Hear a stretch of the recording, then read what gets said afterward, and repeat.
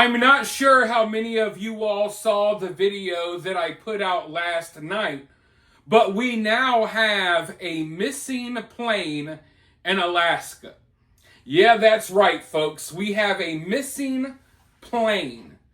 Go ahead and go grab a milk carton and let's post the picture of the plane on the back. We need to find this thing. And as of right now, at the time of this recording, it's already been about 24 hours since this plane went missing, and it still hasn't been found. Now, when I say missing, we basically know that this plane crashed. We just haven't found the crash site yet, which is kind of weird because, like I said, it's been about 24 hours. We can see on flight radars where the flight basically disappears off the radar. So we can see the general area where this plane must have went down. And they've been combing over this area and they cannot find anything. Now, what I find kind of odd is that there is basically no media coverage about this incident.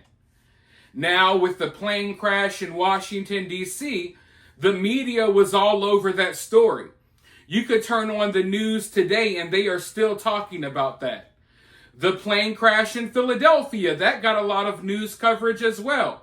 They talked about that for days on end. But this situation isn't really getting any attention, and I'm wondering why. Is there something that they don't want us to know when it comes to this plane crash as opposed to the other ones? Is there someone on board that they don't want us to know about? That could be the case, or what's maybe more likely, everything doesn't have to be a conspiracy here. You see, the plane crash in Washington, D.C., we had videos of that. It happened in Washington, D.C. It happened in the capital of America. And like I said, we had video footage from several angles. There's, dozens of people who lost their lives in that event. So, of course, you're going to get more media coverage there. And when it comes to the plane crash in Philadelphia, once again, we had all of these videos and stuff online of the aftermath. We had all of these interviews, people who were in the area when the plane crashed. And those videos and those interviews led to the story blowing up and getting more coverage. When it comes to what's happening in Alaska right now, we don't have any flashy videos to show you. We don't have any viral videos of a plane blowing up. We don't have any viral videos of, idiots on the ground giving shout outs to Wendy's after a plane crashes. We don't have any of those ghetto interviews on the ground. I don't know what's going on, man. The plane's flying everywhere. We don't got none of those viral moments when it comes to this Alaska plane missing story. Therefore, this story isn't going to blow up in the way those other stories did. Now, a lot of people are clinging on to hope that somehow, some way, this plane is okay and everyone on board is okay. I don't want to be pessimistic, but I doubt that's the case.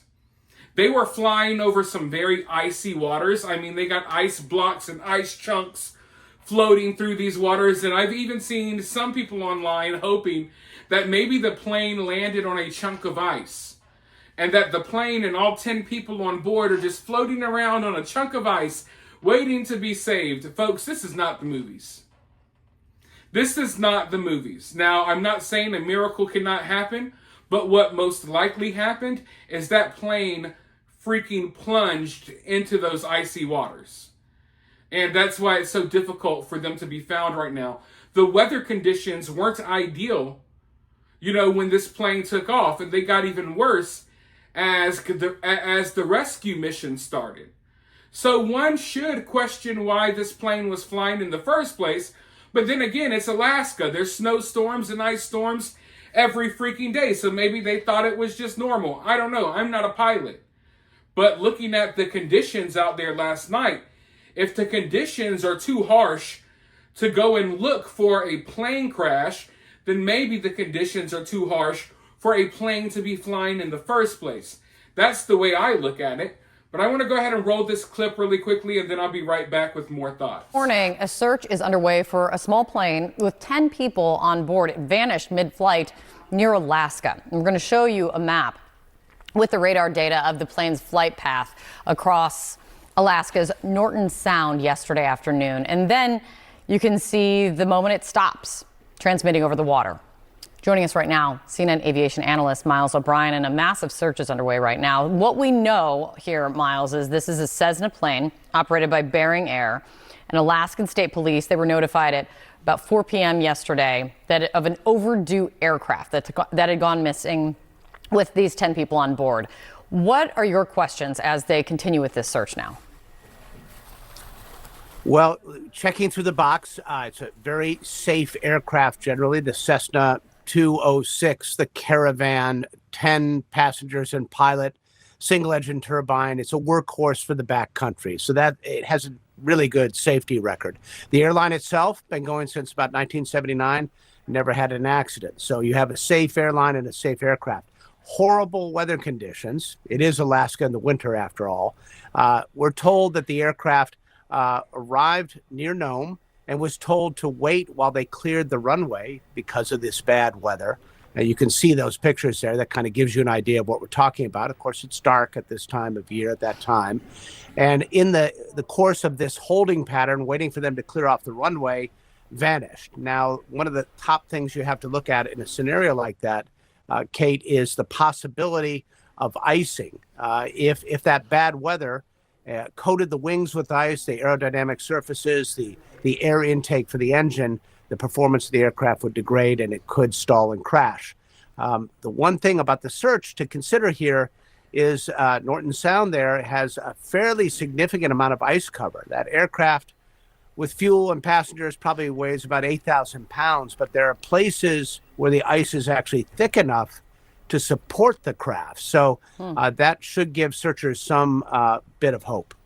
That is very interesting, Miles. So that search, is it riskier? I mean, you called this plane a workhorse. Is it any riskier flying in that area than anywhere else in the United States? I mean, yes, it is Alaska, and you know that they have more brutal winters than anywhere else.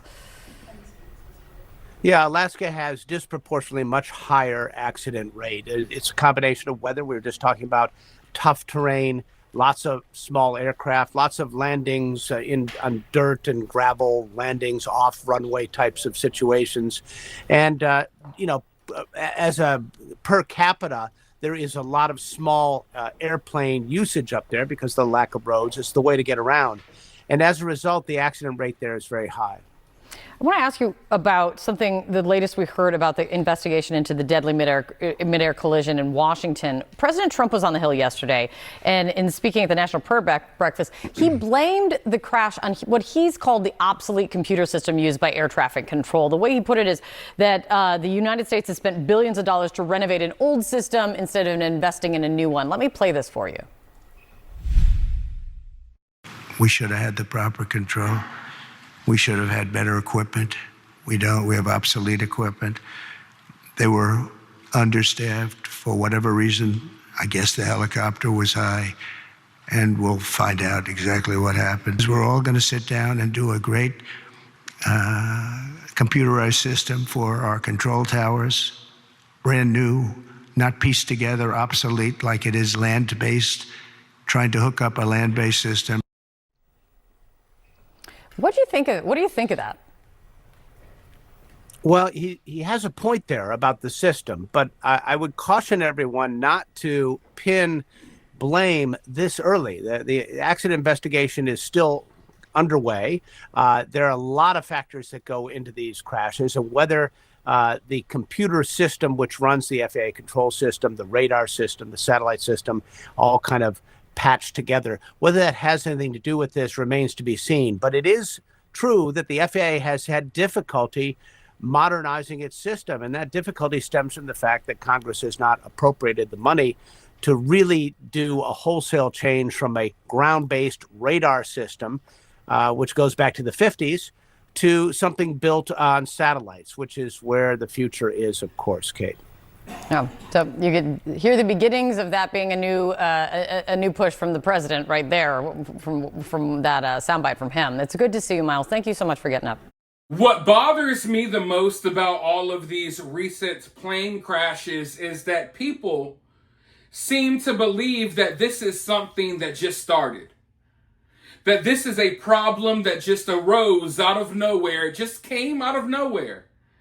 It really irritates me because I understand and I know that most people don't pay attention to what's going on in the world around them. I get it. But I hate when those people weigh in on situations like this because they know nothing. I've been talking about these problems with our airplanes for over a year now. You can look at this post right here. This is from last February, where I was pointing out, hey, we used to not have a new plane crash in the news every single day. But you see, this has been going on for over a year. These plane crashes everywhere, planes falling apart, you name it. And no one paid attention.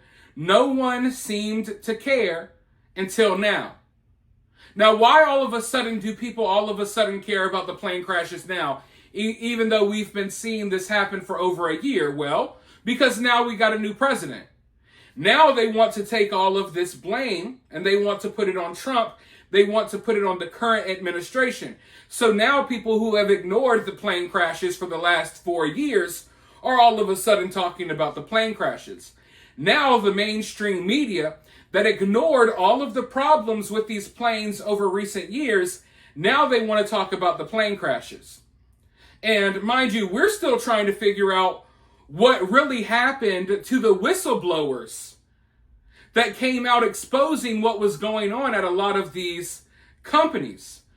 Because these whistleblowers that were exposing these companies that build the airplanes and stuff like that, they keep mysteriously dying and getting knocked off, okay? We've had multiple whistleblowers that have come forward exposing companies like Boeing, and then next thing you know, they get killed or they somehow unalive themselves, which we know that's not the case. So there's really, like this situation, it runs deep. It runs really deep. And as I said, it's not something that just started overnight. It's not something that started last week or the week before. It's been going on for years. It's been a long, grueling process.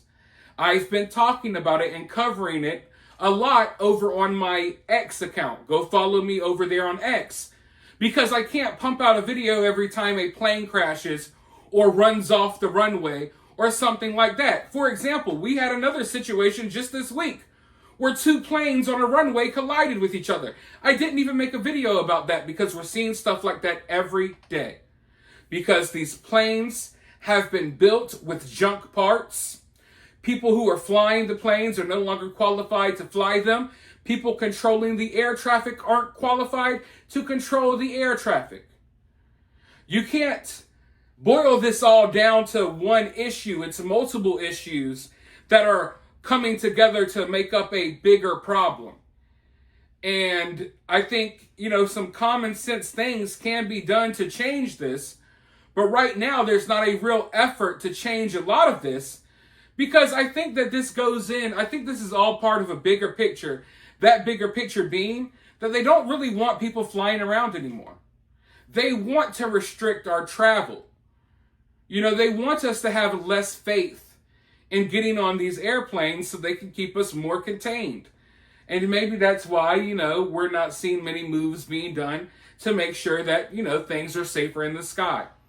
But for now, let's hope that they find this plane soon. Maybe by the time you're watching, they'll find it. Let me know your thoughts about this, though, down in the comments below. While you're down there, hit that thumbs up, hit that subscribe, ring that notification bell, and I'll talk to you all soon in the next video.